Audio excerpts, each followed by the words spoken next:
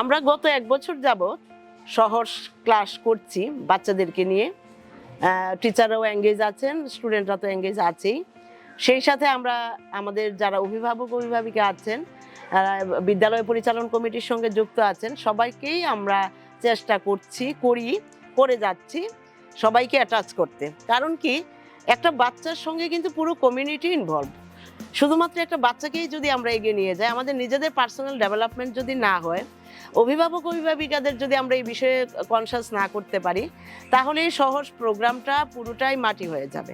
যেমন সহজের জন্য আমাদেরকে বেঁধে দেওয়া হয়েছে 25 মিনিট, ইভেন রাত্রি অবধি, যে এই 25 মিনিটটা পার করেও এই ইম্প্যাক্টটা যেন সারা দিন চলে একটা বাচ্চার উপর, একটা ফ্যামিলির উপর। তাহলেই কিন্তু এই সহর্ষের যে কারিকুলাম বা যে পুরো প্রক্রিয়াটা সাকসেস হতে পারে। যেমন একটা বাচ্চা স্কুলে ঢুকবে, এসেই যদি তাকে আমরা ক্লাসরুমে ঢুকিয়ে দিই, তুমি বই খুলো, পড়াশোনা করো, পড়া দাও, লিখো, এতে সে একটা বোর ফিল করে, গেমই ফিল করে। আমরা যখন সহজ পাঠ্যক্রমটা পেলাম, দেখলাম যেন এটা একটু ভিন্নতর, এটাও পড়াশোনার সঙ্গে যুক্ত, কিন্তু কিছুটা ভিন্নতার স্বাদ দেয়, যে স্বাদটা বাচ্চারা খুব অ্যাট্রাকটিভ হয়। আমরা টিচাররাও ভীষণভাবে অ্যাট্রাকটিভ হই ওই পাঠ দানের ব্যাপারে। ওরা তো পাঠ নেই, আমরা পাঠ দিই, তো পাঠ দানটাও যদি সুখকর হয়, তাহলে কিন্তু পাঠ নেওয়াটাও সুখকর হয়। আমি মনে করি যে শুধুমাত্র এতে যে স্টুডেন্টের ডেভেলপমেন্ট হচ্ছে তা না, আমাদের নিজেদেরও পার্সোনাল ডেভেলপমেন্ট হচ্ছে, এগুলো দরকার।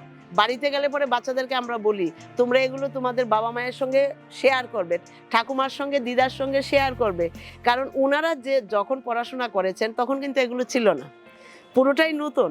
তো একটা নতুন ব্যবস্থাকে মেন্টাল সেটিং করতে গেলে অনেকটা সময়ের ব্যাপার, কিন্তু আমরা কিন্তু অনেকটাই দ্রুত পারছি আমার মনে হচ্ছে আর কি, যে গার্জিয়ানরা যেভাবে সাড়া দিচ্ছেন, আমাদের ছেলেমেয়েরা যেভাবে সাড়া দিচ্ছে, এটা সত্যি কথা অভাবনীয়।